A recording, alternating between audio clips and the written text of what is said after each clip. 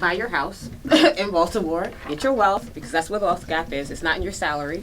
It's not in the lottery. No hate. It's in your house. No, I seriously. wanted that bill, It's yeah. in the wealth of your house. Yes. And you can afford to buy a house here. And if you want to work somewhere else, that's fine. Just bring your money back to Baltimore City. And then when you buy your house here, plant your roots in your neighborhood. Get involved with your community association. And they're not paid people. Most of these community association folks are not paid to do a huge leg lift of work, which is crazy to me. Because trust me, New York ain't doing that. They would never, they'd be like, work for free? What? Baltimoreans will work for free. I've never seen in my life how much work y'all do, volunteer work, boards, everything for free. It's not a game. And then when you go to your local school, and this is one of the major issues, is that kids go to school across the city. They don't go to school locally in their neighborhood. And that's the problem, because you don't meet the other neighborhood kids.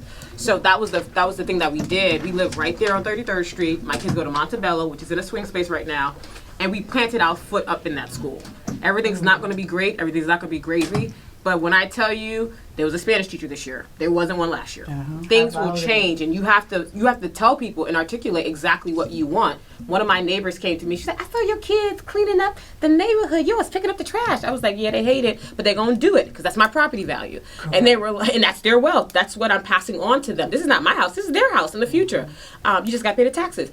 But one of the things you're going to do is, and she's like, "Well, you know they used to. I went to Poly," and I was like, "Okay." Thank you. She was like, "Oh no, we used to have bands, and we used to perform at Morgan's homecoming every year. We had band competition." I'm like, "Lady, what are you talking about? I ain't never seen a band competition yet in Baltimore." She's like, "Oh no, Baltimore was a huge band," and I was like, "I do remember them coming up to New York." She was like, "Yeah." She was like, "Oh no." Like, we had stuff here.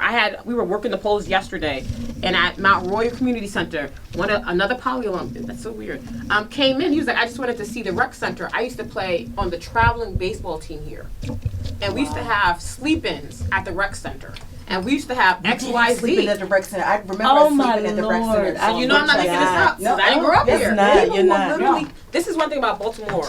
They will tell you the truth and not know your name. I've never seen anything like it in my life. They would sit there. "No, you know what we used to have? Oh yeah, we used to have XYZ, blah blah blah, the water bill, blah blah blah." And I'm like, "Hello, thank you. What's your name?" Because when I'm telling you, this city is magic.